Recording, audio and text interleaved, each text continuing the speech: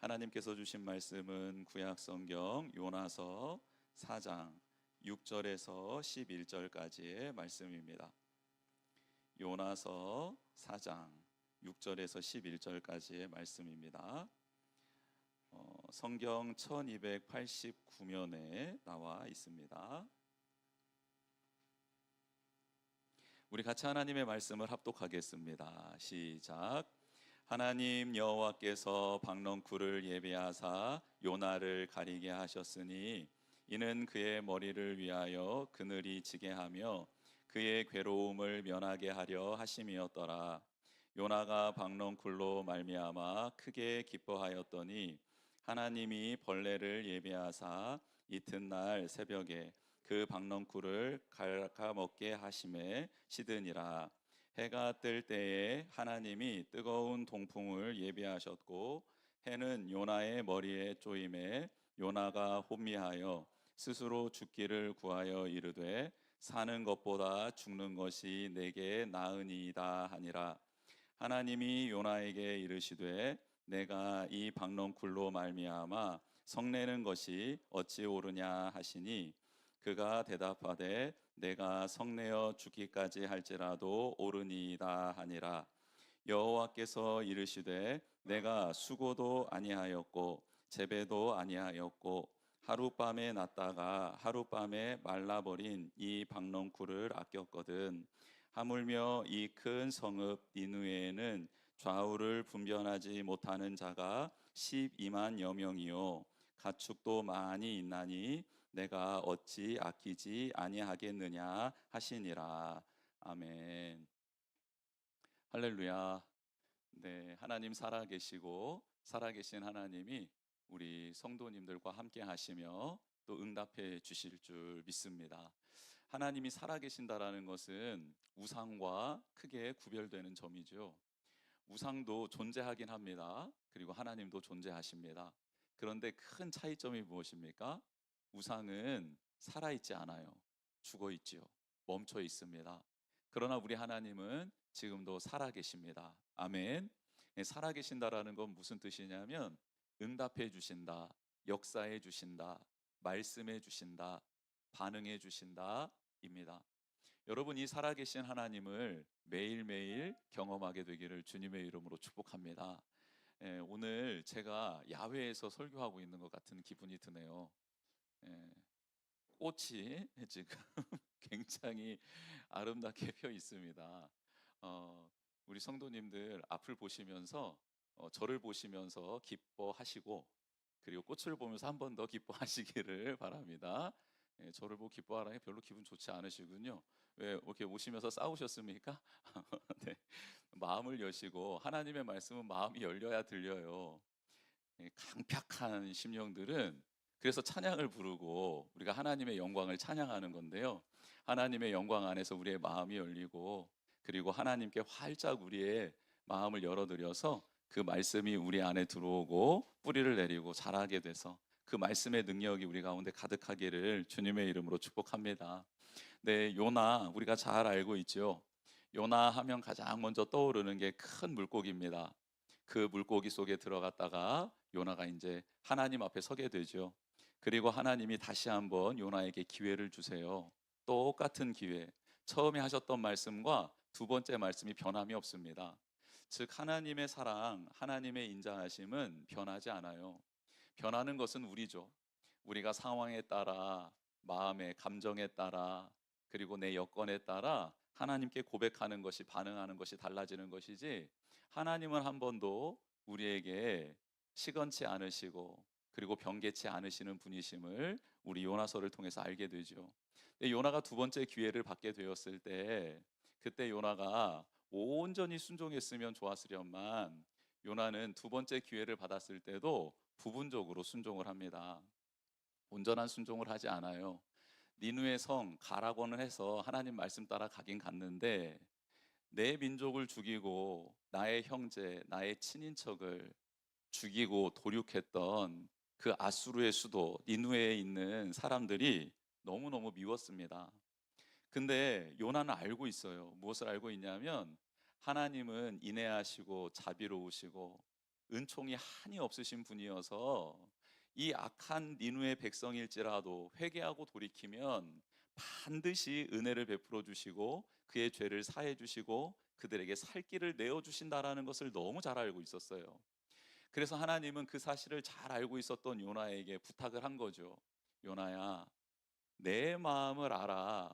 원수일지라도 사랑하고 그들이 돌이킬 수 있는 기회를 전해줄 수 있는 사람이 필요한데, 내가 이스라엘 백성 전역을 찾아봤다.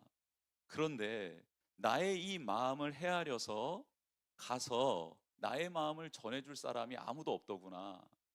그런데 찾다가 가능성이 있는 사람 한 사람을 발견했으니 그게 바로 너다라고 하시며 하나님이 요나를 부르신 거였거든요. 근데 요나가 막상 두 번째 기회를 주셔서 니누의 성에 갔더니 너무너무 화가 치밀어 오르는 거예요. 이 백성들이 나의 동족들을 도륙하고 껍질을 벗기고 피부를 벗기고 머리를 자르고 귀를 자르고 코를 베어다가 그렇게 비참하게 나의 동료들을 죽였었지 라는 생각이 마구마구 떠오르는 거예요. 그래서 니누의 성은 사흘 길을 다녀야 온전히 한 바퀴를 돌 수 있는 그런 성이었는데, 요나가 하루만 시간을 내어 하나님의 메시지를 전합니다. 어떤 메시지였습니까? 너희들의 죄를 회개하고 돌이키면 하나님이 용서해 주시고 다시 구원을 베풀어 주실 거다라는 복음의 메시지였습니다. 그런데 사흘 길을 걸어 다녀야 한 바퀴를 돌 수 있는 그 성을 하루 동안, 하루 길을 돌았을 수도 있고 하루만 전할 수도 있는데, 저는 요나의 성품상 하루만 전하지는 않았을 것 같고 하는 신용은 다 했었을 것 같습니다.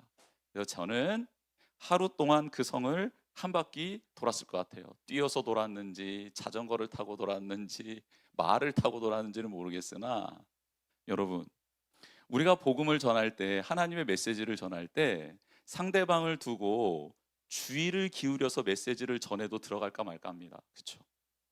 회개하시랍니다. 돌아오셔야 합니다. 그래야 살 수 있습니다. 간단한 메시지이지만 이 메시지가 누군가에게 울림이 되고 그 영혼 속으로 들어가기 위해서는 충분한 기도의 시간 더불어 나의 진실함이 온 몸으로 전해져야 들어가는 거잖아요. 그런데 요나가 어떻게 전했을까? 좀 상상을 해보면 이렇습니다.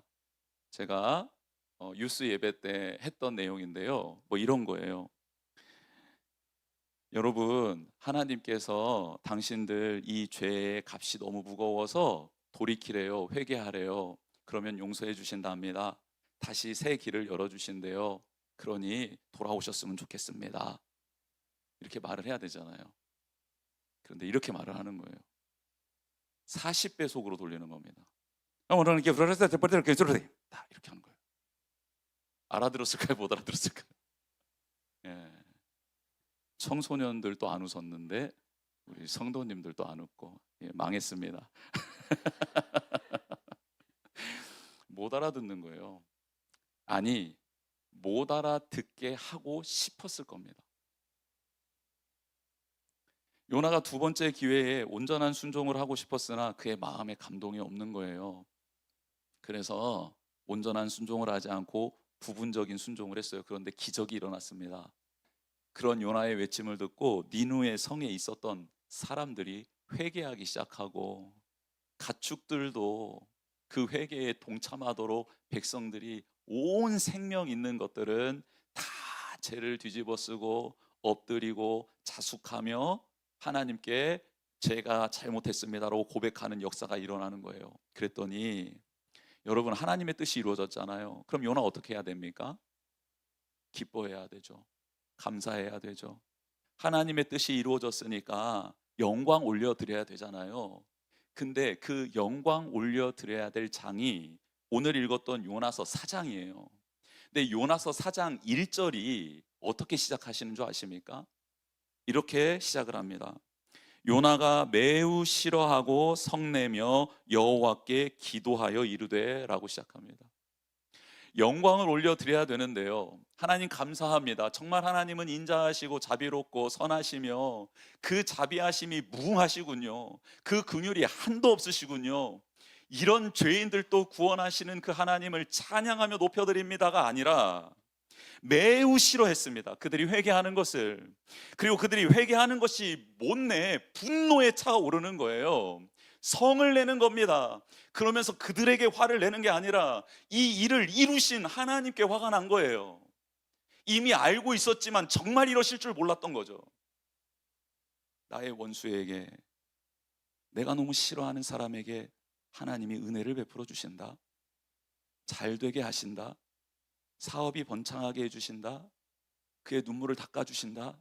그를 위로해 주신다가 도저히 용납이 되지 않는 겁니다. 그래서 하나님께 화를 내요. 화를 내고 성을 냅니다. 어떻게 이러실 수 있냐고 따집니다. 그러면서 혹여나 하나님이 벌을 내리실 수도 있을 거야 라는 것을 지켜보기 위해서 니누의 성이 보이는 옆 산, 옆 동산에 올라가 초막을 짓고 거기에서 바라보는데 날이 너무 뜨거운 거예요. 태양볕이 내려 찌는 겁니다. 머리가 터질 것처럼 뜨거워지는 거예요. 몸을 가눌 수조차 없는 거예요. 너무 더운 거예요. 근데 그 요나를 바라보셨던 하나님이 그의 마음을 헤아리셔서 아, 박넝쿨을 좀 준비해 줘야겠다. 그늘을 좀 마련해 줘야겠다 하시면서 하나님이 요나의 마음을 헤아려 박넝쿨을 이렇게 자라게 해 주십니다. 그랬더니 다음날 아침에 봤더니요, 박넝쿨이 자기가 쳐놓은 이 천막 앞에 펼쳐져 있는데 그 그늘 밑으로 들어갔더니 너무너무 시원한 겁니다. 그러면서 하나님께 감사를 드리는 거예요. 야, 하나님이 그래도 나를 잊지 않았구나. 내 마음을 알아주시는구나 하면서 그 박넝쿨 밑에서 그늘에서 니누의 성의 심판이 임하기를 갈망하며 바라며 그렇게 있었어요. 그런데 그날 저녁, 다음날 새벽에 하나님이 벌레를 이렇게 보내셔서 그 박넝쿨 줄기를 갉아먹게 하셔서 그 떼양볕에서 박넝쿨이 금세 시들어버리게, 죽어버리게 만든 겁니다. 다음날 아침에 아무것도 모르고 일어났는데 박넝쿨이 죽어 있는 거예요. 한 번도 씨를 뿌린 적도 없고 물을 준 적도 없고 거름을 준 적도 없는, 내가 알지 못하는 때에 하나님의 은혜로 자라났던 박넝쿨이 이유는 알지 못하지만 또 시들어버린 이 상황 속에서 요나가 하나님께 외치는 말이 오늘 우리가 읽었던 내용이었습니다. 8절입니다. 해가 뜰 때에 하나님이 뜨거운 동풍을 예비하셨고 해는 요나의 머리에 쪼임에 요나가 혼미하여 스스로 죽기를 구하여 이르되 사는 것보다 죽는 것이 내게 나으니이다 하니라. 여러분, 저는 이렇게 얌전하게 읽었는데요, 요나는 지금 부르짖는 거예요. 하나님, 이게 맞습니까? 제가 하나님께서 말씀해 주신 대로 제가 이 원수, 이 민족 수도에 와서 그들의 얼굴을 차마 눈뜨고 볼 수 없었으나 하나님이 주신 메시지를 그래도 전했습니다. 그리고 그들이 회개하여 돌이키는데 너무너무 화가 나고 너무너무 분통이 터져서 제가 하나님 앞에 머무르고 있었는데 하나님이 저는 제 마음을 알아주시는 줄 알았습니다. 그래서 박넝쿨을 주신 줄 알았습니다. 그런데요, 이게 도대체 뭡니까? 저의 마음을 알기나 하시는 겁니까? 저 정말 죽고 싶습니다. 막 부르짖는 거예요. 그 부르짖음을 들으십니다. 하나님이 들으세요. 그리고 9절에서 이렇게 말씀하십니다. 하나님이 요나에게 이르시되 내가 이 박넝쿨로 말미암아 성내는 것이 어찌 옳으냐. 하나님이 이렇게 묻는 거예요. 요나야, 너 화내는 거 그거 옳은 일이야? 맞는 일이야? 너 그 박넝쿨을 위해서 네가 수고한 게 뭐가 있어? 없잖아. 근데 왜 화를 내니? 그냥 하루 놨다가 사라지는 식물이었을 뿐인데, 아, 너가 그것을 아꼈구나. 너가 아무 애씀도 없었고 수고도 없었는데 너의 필요를 잠시 채워주는 그것을 굉장히 아꼈던 거로구나. 그래서 그게 없어지니까, 그게 사라지니까 그렇게 화를 내고 있는 거구나 라고 말을 하시는 거예요. 그러면서 10절 이어서 하나님이 말씀하십니다. 여호와께서 이르시되 내가 수고도 아니하였고 재배도 아니하였고 하룻밤에 났다가 하룻밤에 말라버린 이 박넝쿨을 아꼈거든. 요나, 너의 마음 알겠다. 그래, 너는 너에게 필요한 것, 그러나 너의 수고가 아무것도 안 들어가서 나의 은혜로 받은 그것을 정말 소중히 여기는구나. 그래서 네가 아꼈던 것 사라지자 화를 내고 분노하고 죽기를 구하는구나. 그런데 말이다, 요나야, 내가 너의 마음을 이렇게 헤아리듯 너는 내 마음을 한번 헤아려 줄 수 있겠니? 라고 하나님 묻는 거예요. 여러분, 믿음이 무엇일까요? 믿음은 뭡니까? 하나님을 사랑한다라는 것은 뭘까요? 하나님을 예배한다라는 것은 뭘까요? 그분의 마음을 헤아리는 겁니다. 그 하나님의 생각과 마음을 헤아려 보는 것, 그게 바로 믿음이라는 거죠. 그래서 하나님의 마음을 알려줍니다. 11절입니다. 우리 같이 한번 읽어보겠습니다. 시작. 하물며 이 큰 성읍 니느웨에는 좌우를 분별하지 못하는 자가 12만여 명이요 가축도 많이 있나니 내가 어찌 아끼지 아니하겠느냐 하시니라. 아멘. 비록 죄를 지었지만, 범죄하였지만 나는 그들을 만든 여호와 하나님이야. 나는 그들이 돌아오기를 원하는 하나님이야. 그들의 죄가 아무리 크고 무거워도 나는 그들이 회개만 하면 용서해 주길 원하는 하나님이야 라고 말하고 있는 거예요. 그런데 여러분, 이 메시지 어디서 많이 들어본 것 같지 않습니까?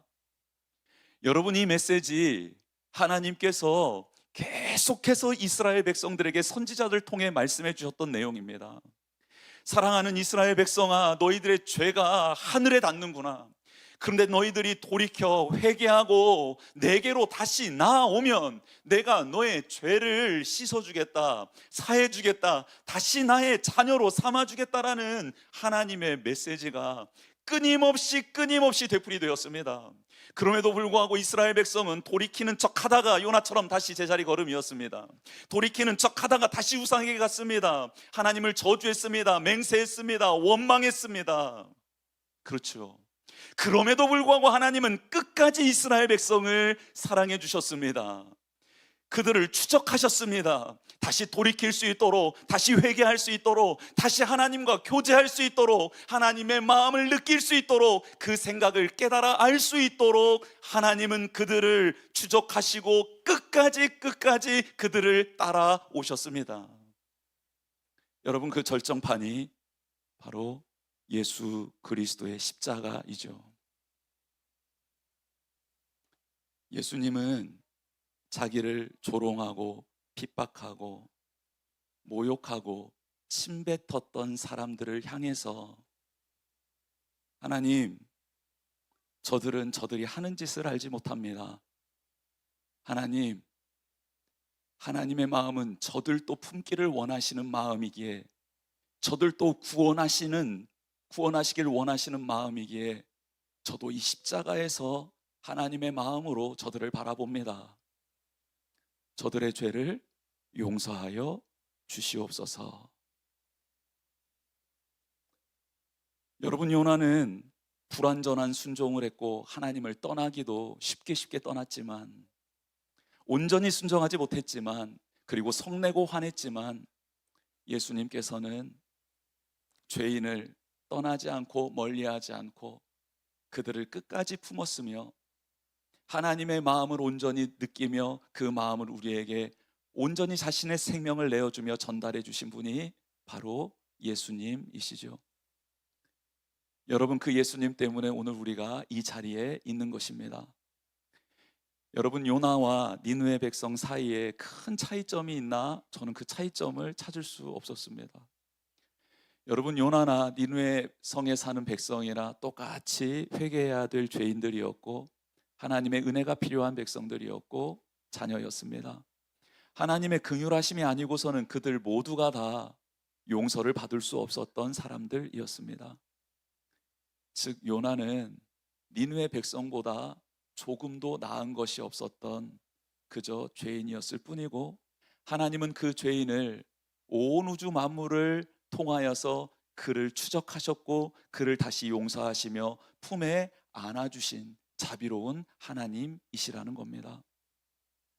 사랑하는 성도 여러분, 오늘 우리는 그 은혜 안에 있습니다. 그 사랑 안에 있습니다. 그래서 우리가 하나님의 마음을 더 깊이 알아가고 그 하나님의 생각을 깨달아 알아가는 믿음의 사람이 되기를 주님의 이름으로 축복합니다. 어제 우리 전도팀이랑 전도를 나갔습니다. 이 지역사회를 품고 사랑하는 일이 복음을 전하는 일이기에 그렇게 전도팀과 함께 어제 오후에 복음을 전하러 나갔어요. 그동안 복음을 전하러 나가면 많은 사람들이 잘 들어주기도 하고 환영도 해주고 인사도 해주고 또 복음을 듣기도 하고 영접기도까지 하는 일들이 종종 있었습니다. 그래서 기대하는 마음으로 이번에도 전도의 자리로 나아갔어요. 하나님, 이 지역은 하나님 앞마당입니다. 하나님의 집은 우리 교회고 하나님 앞마당이오니 하나님 앞마당에 들어오는 사람들 우리의 환영을 받아야 되고 축복받아야 되니 그 믿음 가지고 나아가겠습니다 하고 나갔어요. 그래서 어제 한 1시간 동안 이렇게 복음을 전했는데요. 어제는 왜 이렇게 사람들이 쌀쌀맞은지 다가가면 무슨 죄인을 취급하듯 막 이렇게 밀어내고 말도 안 섞고 고개도 안 돌리고 무언가를 주려고 하는데도 받지도 않고 사람들 마음들이 다 다쳐서 그렇게 막 가는 거예요. 왜 그런가 봤더니 우리 그 띠를 두르고 나가거든요. 사랑하고 축복합니다. 생명의 길 복민교회 그 써있는 그 띠를 들고 나가거든요. 멀리서 봐도 아는 거야.